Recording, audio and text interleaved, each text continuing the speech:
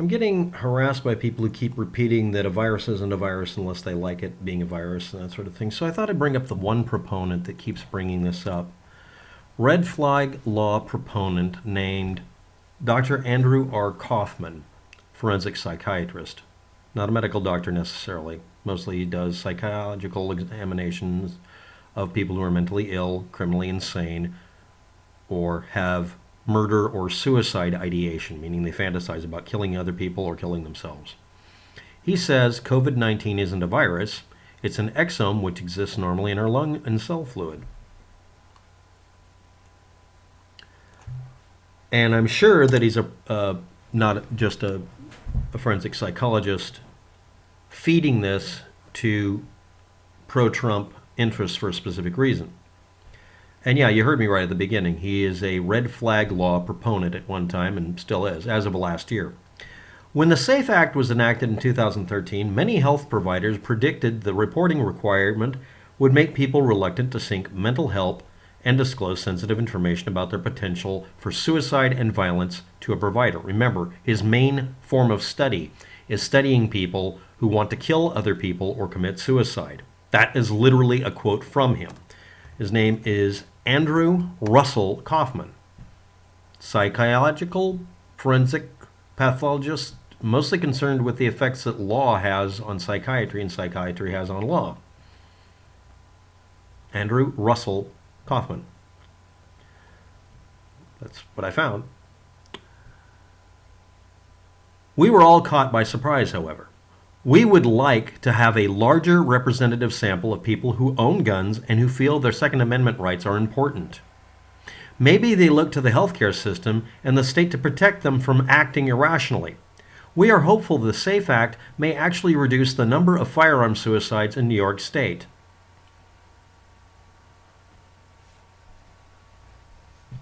Everything looks like a nail because I'm a hammer.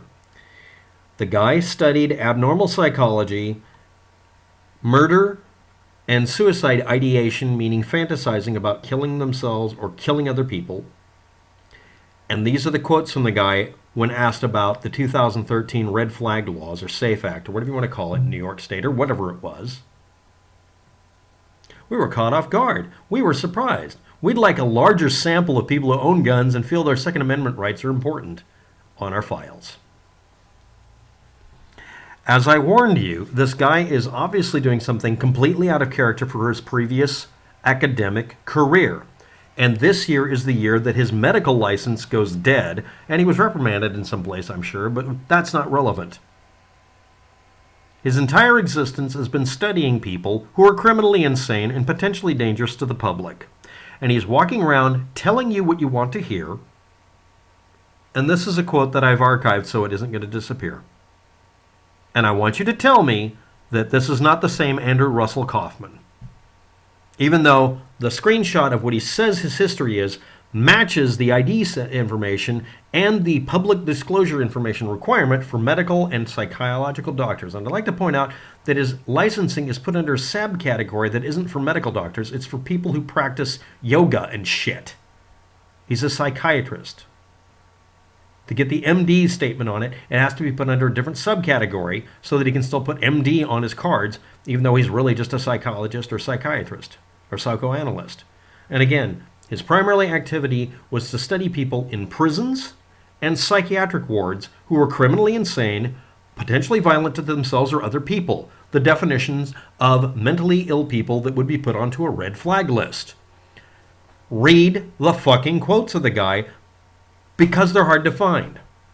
He doesn't include his middle initial, it's R, and it's Russell. And I'm supposed to not point out to you guys that you're being led by the nose. I'm a bad person for doing that. And yes, this is the only one who's saying that COVID-19 isn't a virus, even though very clearly it is. Some viruses are transferred one way, some are another. Some viruses are very hard to get, some are easy to get. They're not all the same goddamn thing. And one group of people is saying it can't be a virus because you can get it through the air. Another group of people are saying it can't be a virus because you can't, because they say you can only get viruses through the air. They won't come up with a single definition for virus because the fact is a virus is just what it is, not how it behaves most of the time. The only behavior common with viruses is that they do not have the ability to copy themselves and replicate unless they infect a cell and hijack it to make copies of themselves. As far as a virus is concerned, you're nothing but a billion photocopiers, and it needs to copy itself. It's trying to broadcast itself and copy itself.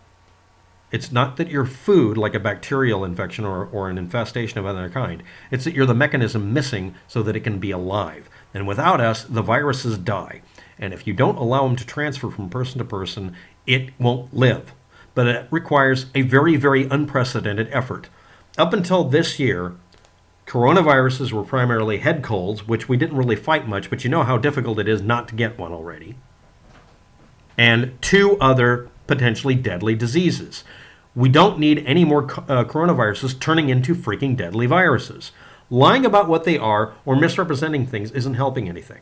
And the one big problem we're having this year that everyone saw early on is that people who feed you bullshit that you want to hear so that you can act like, la la la, I don't deal with the world anymore, are very popular. So this guy sees this happening, and he studies abnormal psychology in people who are dangerous to themselves and other people, maniacs, and he's telling them what they want to hear. Don't listen to me. Don't ever repost this. Don't cut and paste what I said below and then ask him, did you really discuss the SAFE Act last year? Did you really talk about this? We would like to have a larger representative sample of people who own guns and who feel the Second Amendment rights are important.